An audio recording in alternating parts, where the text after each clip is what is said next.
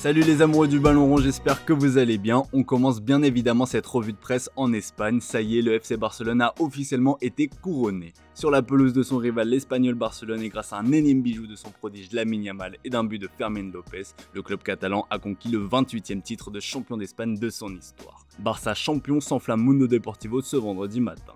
Après la Coupe et la Supercoupe d'Espagne, le Barça réalise donc le triplé. Hat-trick pour Hansi Flick s'enflamme l'équipe. Évincé par la sélection allemande, le coach a réussi à métamorphoser les coulées après plusieurs saisons mitigées. Champion, la première de Flick placard Sport. Si Hansi Flick est l'architecte de ce projet, le grand protagoniste de la saison barcelonaise est bien Lamine Yamal. Le gamin de 17 ans qui remporte la deuxième Liga de sa carrière est porté en triomphe par toute la presse espagnole ce matin. Pour AS, c'est même la Liga de Lamine Yamal. Marca met aussi en avant le prodige espagnol, auteur de 8 buts et 15 passes décisives. Le Barça a clairement dominé le foot espagnol cette saison et ce titre vient logiquement récompenser la folle saison des hommes d'Hansi.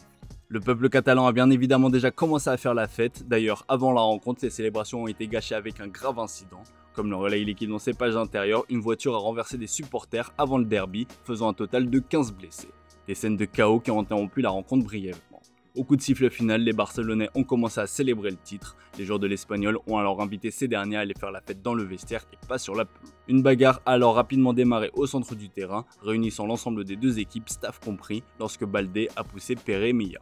La police s'est rapidement déployée autour de la pelouse, craignant un débordement comme ce fut le cas il y a 2 ans. À Madrid, on a voulu se la jouer classe en publiant un message sobre pour féliciter le rival, mais on pense déjà clairement qu'à une chose, préparer la saison prochaine pour reconquérir le trône. Dans ses pages intérieures, Marca revient sur la situation de Vinicius Junior. Alors que la presse madrilène annonçait une prolongation imminente du Brésilien, rien n'est encore bouclé. On apprend que ça coince notamment au niveau du salaire. Si le Real est prêt à faire du numéro 7 madrilène le joueur le mieux payé du vestiaire avec un salaire annuel de 20 millions d'euros, Vini est plus gourmand et en réclame 30. Pour gagner plus de poids à la table des négociations, les représentants du Brésilien mènent depuis plusieurs mois des discussions parallèles et proactives avec les dirigeants saoudiens pour obtenir une meilleure offre. Un plan machiavélique qui a donc pour but de faire monter les enchères. Les discussions se poursuivent et en attendant, le Real est pressé de boucler sa 3e recrue. En attendant Alexander-Arnold et Huijsen qui devraient arriver juste avant le début de la Coupe du Monde des clubs, la Casablanca pousse pour Álvaro Carreras, le latéral du SL Benfica. Comme le relaye Marca, c'est la priorité à ce poste. Benfica attend un chèque de 50 millions d'euros sur la table pendant que le Real tente de trouver des solutions pour financer l'opération. Et pour être complet sur l'actu du club madrilène, Raúl Asensio est sorti du silence après avoir été accusé de diffuser des vidéos pédopornographiques. Dans un communiqué, l'Espagnol a tenu à se défendre. L'accusation portée contre moi, comme le précise expressément la décision du tribunal elle-même, est de nature strictement provisoire. La présomption d'innocence doit donc continuer à prévaloir. Les journaux AS et Marca relaient la défense du joueur qui affirme n'avoir participé à aucun comportement portant atteinte à la liberté sexuelle d'une femme et encore moins d'une mineure. Petit tour en France avec des nouvelles d'anciens Parisiens. Dans une interview accordée aux Parisiens, Layvin Kurzawa a évoqué sa nouvelle vie à Boavista. Le latéral retrouve les joies du football et revient notamment sur l'image qu'on a de lui en France. 9 ans au PSG, 20 trophées et un compte en banque bien rempli après son passage dans la capitale française. L'intéressé a souhaité se défendre, il insiste sur le fait que s'il a touché cet argent, c'est qu'il l'a mérité, même s'il admet que cela a été mal perçu.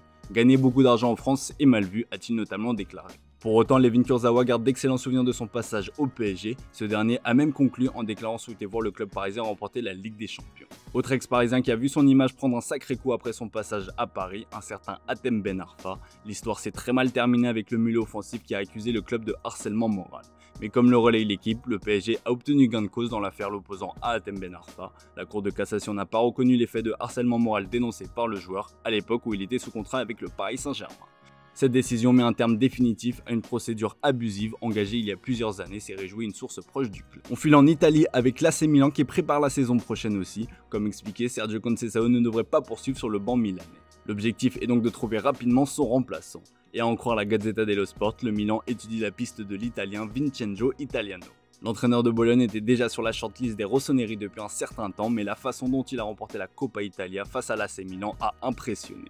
La direction lombarde étudie désormais si l'ancien entraîneur de la Spezia et de la Fio, sous contrat jusqu'en juin 2026, est une option viable.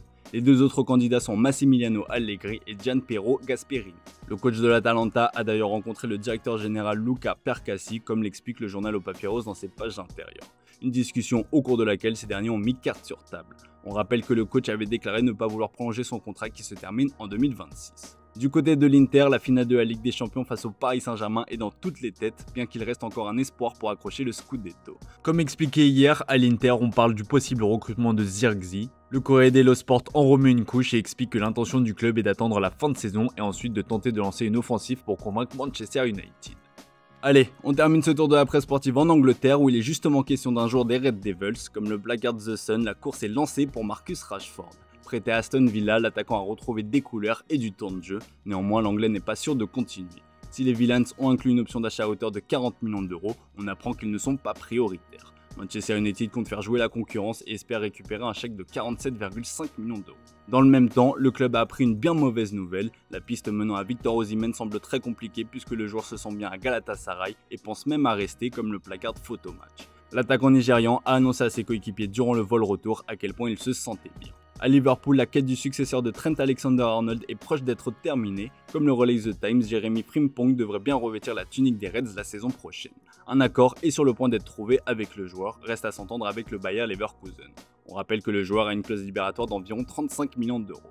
Enfin, du côté de Manchester City, on prépare la finale de la FA Cup face à Crystal Palace qui aura lieu demain après-midi. Comme le placard de Daily Mirror, Erling Haaland fera tout pour sauver cette saison horrible.